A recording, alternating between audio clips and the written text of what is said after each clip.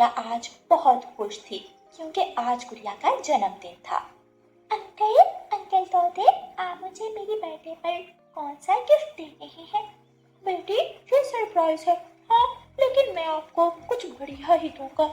गुड़िया उड़ती है और कौवों के घर चली जाती है। गौरी आंटी, आप मेरे जन्मदिन पर मुझे क्या गिफ्ट देंगी? तुम्हारी माँ से मेरी लड़ाई हो गई थी, इसलिए तुम्हारी माँ ने तो मुझे तुम्हारे जन्मदिन पर बुलाया ही नहीं। नहीं, मैं अभी जाकर मम्मा से कहती हूँ कि वो आपको बुलाए। मैं आपसे भी गिफ्ट लूंगी। गुड़िया अपने घर जाती है। गुड़िया की मम्मा रसोई में खाना बना रही थी। मम्मा, आपने मेरे जन्मदिन पर गौरी आंटी को क्यों नहीं बुलाया? बेटी, गौरी कभी बुरी कभी है।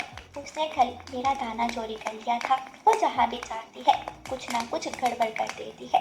सब मुझे गिफ्ट देंगे। अगर गौरी आंटी आएगी तो वो भी मेरे लिए गिफ्ट लाएगी। मम्मा, आप उन्हें भी बुलाए। गुड़िया बेटी, आपको अपने गिफ्ट की फिक्र है। जो मैंने कहा वो तो सुनो।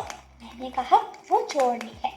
नहीं मम्मा, सब आएंगे। मैं गौरी आंटी को भी बुलाऊंगी। मैं उनसे भी गिफ्ट लूंगी। अच्छा ठीक है, जाकर बता दो उन्हें। कहना कि वो भी आ जाए। जग्गू, पता है मैंने अपनी मम्मा को मना लिया। अब आप भी शाम को मेरे जन्मदिन पर आएंगे। चलो जाकर मेरी मम्मा को बताते हैं। जग्गू गुड़िया को साथ लेकर अपने घर जाता है। आंटी, मैंने मम्मा को मना लिया। आप भी शाम को मेरे जन्मदिन पर जरूर आना और मेरे लिए कोई गिफ्ट लाना मत भूलना। सच में मम्मा ने कहा था। मैं आपको बता दूं कि आप भी शाम को मेरे जन्मदिन पर आ जाना। गुड़िया गौरी आंटी को बताकर चली जाती है। जग्गू बेटा, चलो नदी पर जाके नहा धो लो। शाम को पेट भर के भोजन मिलेगा, केक भी मिलेगा और खाने भी मिलेंगे। रानू चिड़िया ने अपनी बेटी के जन्मदिन की पूरी तैयारी कर ली थी।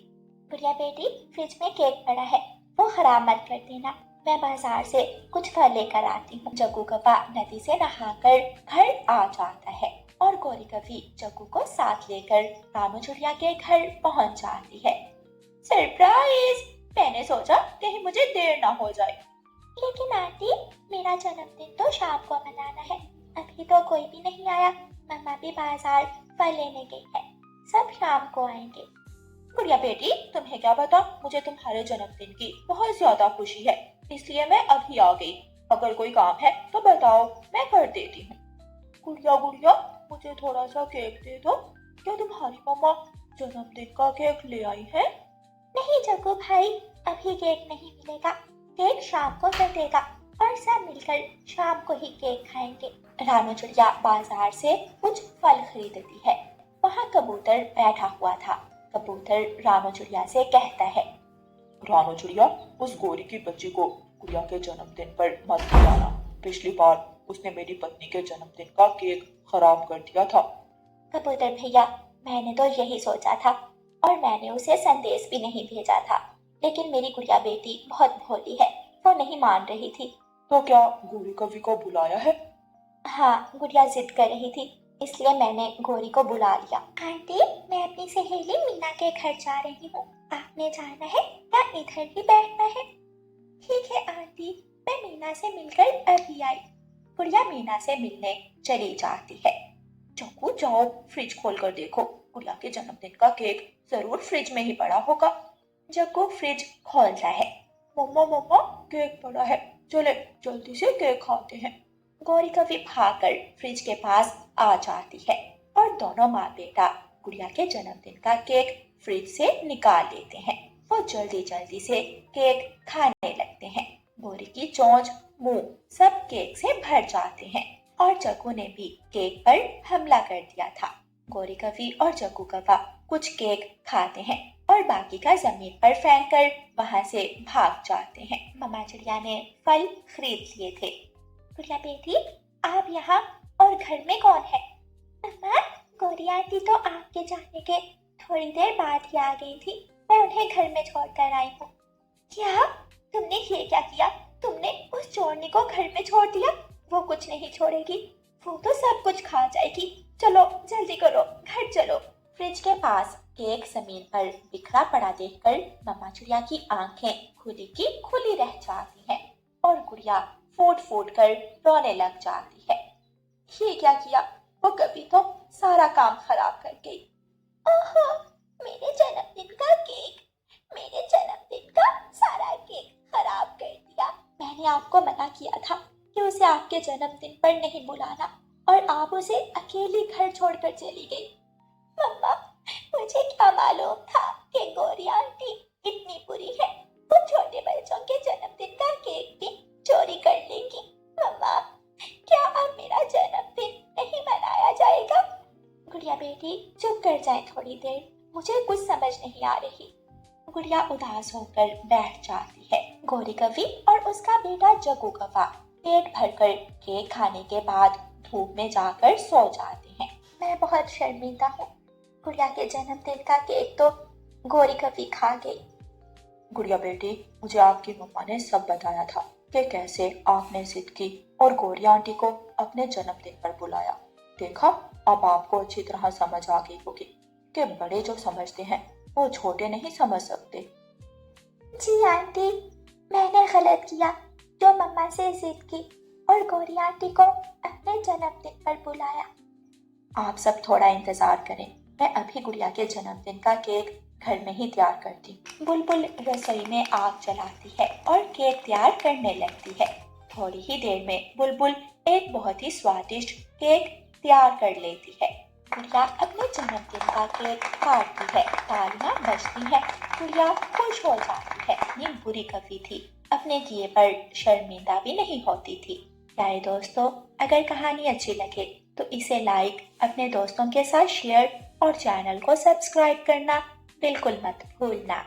कालू कौवा अपने घोंसले में आराम कर रहा था। छे, ये क्या जिंदगी है? जिंदगी कैसी होनी चाहिए? खुद का एक सुंदर घर हो, एक अच्छी सी बीवी हो जो मुझे घर बैठे बैठे बाहर से खाना ला कर दे दे। मेरे और मेरे बीवी के 2 प्यारे प्यारे बच्चे हो जो मुझे पापा पापा कहकर पुकारे। अरे बाप रे, मैं तो सोचते सोचते बहुत ही दूर चला गया। जंगल में सारे पंछियों का अपना अपना एक परिवार है। उनकी बीवियां उनके पति की कितनी अच्छी सी सेवा करती है, और एक मैं हूँ, घर का सारा काम मुझे ही करना पड़ता है। कालू अपने घोंसले से खाना लाने के लिए निकल पड़ता है। रास्ते में उसे कुछ पंछी पेड़ पर गप्पे लड़ाते हुए दिखाई देते हैं। तभी टूनी चिड़िया कालू कौवे को आवाज लगाती है। अरे कालू, कहाँ जा रहे हो इतनी जल्दी में? अरे कुछ नहीं बहन, मुझे भूख लगी थी, इसीलिए मैं खाने की तलाश में बाहर निकल पड़ा हूँ। तू जो जी में आए वो कर सकता है। काश मेरी भी लाइफ तेरी जैसी होती। है। अरे ओ बंटी के पापा, कुछ तो शर्म करो। हमारी शादी को इतने साल हो गए हैं और अब आपको ये ख्याल आ रहा है? घर चलो, अब मैं दिखाती हूँ तुम्हें। कालू, मैं चलता हूँ, अगर जिंदा रहा तो फिर मिलेंगे। देख मेरा ये हाल। अच्छा हुआ तूने शादी नहीं की। किसने कहा मैं शादी नहीं करना चाहता? मुझे भी लगता है मैं घर पर आराम करूं और मेरा सारा काम मेरी बीवी करे, मेरा भी एक सुंदर परिवार हो। अरे कालू, मेरे मायके में एक बहुत अमीर और एक सुंदर दिखने वाली गोरी कव्वी रहती है। उसके माता पिता बहुत अमीर है। अगर तू कहे तो मैं उनसे तुम्हारे लिए बात करती हूँ। वो लड़की तो बहुत अमीर घर की है, तो क्या वो मुझसे शादी करने के लिए मान जाएगी? अरे क्यों नहीं मानेगी? मैं मनाऊंगी उसके माता पिता को। हम उनसे झूठ कहेंगे कि तुम इस जंगल के राजा हो और तुम्हारा इस जंगल में एक बहुत बड़ा महल है। तो गलत बात है रानो, हम इस कलमुहे कालू के लिए उस बेचारी गोरी कव्वी की जिंदगी बर्बाद नहीं कर सकते। मैं इस शादी के खिलाफ हूँ। मीनू मौसी, हम सबको पता है कि कालू कुछ काम नहीं करता। मैं जानती हूँ कालू गोरी कव्वी को शादी के बाद बहुत खुश रखेगा। मुझे तो ये ठीक नहीं लग रहा। मैं चलती हूँ, अब मुझसे ये सब कुछ देखा नहीं जाता। कालू भैया, आप नाराज मत हो और मीनू मौसी की बातों की तरफ ध्यान भी मत दो। कल मैं और रानो जाकर गोरी कव्वी के माता पिता से तुम्हारी शादी के बारे में बात करेंगे। दूसरे दिन सुबह लाडो और रानू गोरी के जंगल में आ जाते हैं। वो दोनों गोरी के माता पिता के घर आ जाते हैं। अरे गोरी की माँ, दरवाजा खोलो, मैं हूँ रानो। है। अरे रानो, तुम कैसी हो? और ये चिड़िया बहन कौन है तुम्हारे साथ? मैंने तो इन्हें इस जंगल में पहली बार देखा है। जी मेरा नाम लाडो है। मैं और रानो चिड़िया एक दूसरे की पड़ोसी है। अच्छा, तो ऐसी बात है। आओ, कहो रानो, आज मायके कैसे आना हुआ? सब कुशल मंगल तो है ना? जी सब कुशल मंगल है। मैं तो आपकी बेटी गौरी के लिए रिश्ता लेकर आई हूँ। अरे रानो, तुम तो बहुत अच्छी खबर लाई हो। बताओ, कहाँ से लाई हो ये रिश्ता? लड़का क्या करता है? अजी क्या बताऊँ आपको लड़के के बारे में। मैं जिस जंगल में रहती हूँ उस जंगल का वो राजा है, राजा। जंगल में उसके बहुत सारे बड़े बड़े घर हैं। अरे वाह रानो, तुम तो बहुत अच्छा रिश्ता लाई हो। मुझे ये रिश्ता मंजूर है। बताओ कब निकालना है शादी? आप राजी हो तो अगले हफ्ते का ही निकालते हैं।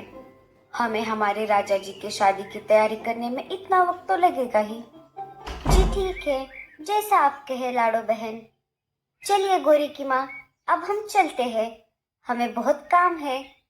रानो और लाडो अपने जंगल में वापस लौट आती है। जंगल के सारे पंछी कालू कौवे को लेकर गोरी के जंगल की तरफ निकल पड़ते हैं। कालू कौवा और गोरी कौवे की शादी बहुत ही धूमधाम से हो जाती है। कालू कौवा बहुत ही ज्यादा खुश था। शादी के बाद कालू अपनी पत्नी को अपने घर में ले आता है। ना छत है ना खिड़की, कितना बेकार घर है ये तो। हाय रे मेरी फूटी किस्मत, मेरी जिंदगी तो बर्बाद हो गई। अब मैं कैसे रहूंगी इस घर में? अरे भगवान, तुम रो क्यों रही हो? ये तो हमारा फार्म हाउस है। मैंने हम दोनों के लिए एक नया घर बनाया है। अच्छा जी, तो ये बात है। ठीक है अजी, मुझे माफ कर दीजिए। मैंने बिना कुछ सोचे समझे ही आप पर चिल्लाना शुरू कर दिया। कोई बात नहीं गोरी, अब एक काम करो, मुझे बहुत भूख लगी है, जल्दी से हम दोनों के लिए खाना बनाओ। अच्छा ठीक है जी, अभी बनाती हूँ मेरे प्यारे पतिदेव। कालू कौवा घोंसले के बाहर आराम से तारे देख रहा था। हाँ, इसे कहते हैं आराम की जिंदगी। खाना खाकर दोनों सो जाते हैं। कुछ दिन ऐसे ही बीत जाते हैं। कालू घर में ही पड़ा हुआ था। बेचारी गोरी घर का सारा काम कर रही थी और बाहर से खाना भी ला रही थी। एक दिन मीनू मौसी ने गोरी को बाजार से सब्जी लेते हुए देख लिया। आप मेरे पति को ऐसा क्यों कह रही हो? अरे ओ पागल लड़की, क्या तुम्हारे माँ बाप भी तुम्हारे जैसे कम अकल की है क्या, जो उन्होंने तेरी शादी उस कौवे से करवा दी? आप होती कौन हो मेरे माता पिता के बारे में ऐसा अनाप शनाप बोलने वाली? मेरा नाम मीनू मौसी है। तेरे साथ बहुत बड़ा धोखा हुआ है लड़की, जो तुझे पता भी नहीं। उस मूर्ख रानो चिड़िया और लाडो ने मिलकर तुझे और तेरे माँ बाप को बेवकूफ बनाया है। ये लड़की जिस कालू कौवे से तूने शादी की है, वो कोई इस जंगल का राजा वाजा नहीं है। वो तो एक कामचोर और घर में दिन भर पड़ा रहने वाला आलसी कौवा है। नहीं नहीं, आप झूठ बोल रही हो। वहाँ का काम थोड़ा बाकी है, इसीलिए हम उनके फार्म हाउस पर रुके हुए हैं। अरे रे रे रे, अब तो मुझे तुम पर दया आ रही है। अगर तुम्हें मेरी बात झूठ लगती है तो तुम किसी से भी पूछ लो, नहीं तो एक काम करो, घर जाकर खुद के पति को ही पूछ लो।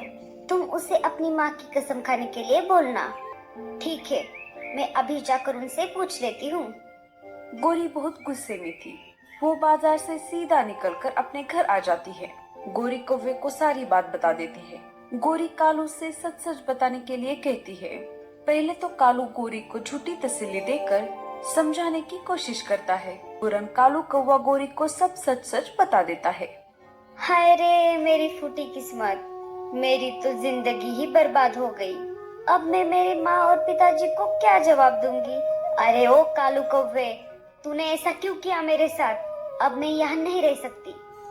कालू कौवे ने गोरी को बहुत समझाने की कोशिश की, लेकिन गोरी ने उसकी एक न मानी और गोरी कालू कौवे को छोड़कर अपने मायके वापस चली गई। दोस्तों, अब आगे क्या होगा? क्या गोरी कालू के लाइफ में वापस आ जाएगी? अगर आपको हमारी कहानी पसंद आई हो तो चैनल को सब्सक्राइब करना मत भूलें। मिलते हैं नेक्स्ट वीडियो में, तब तक के लिए धन्यवाद।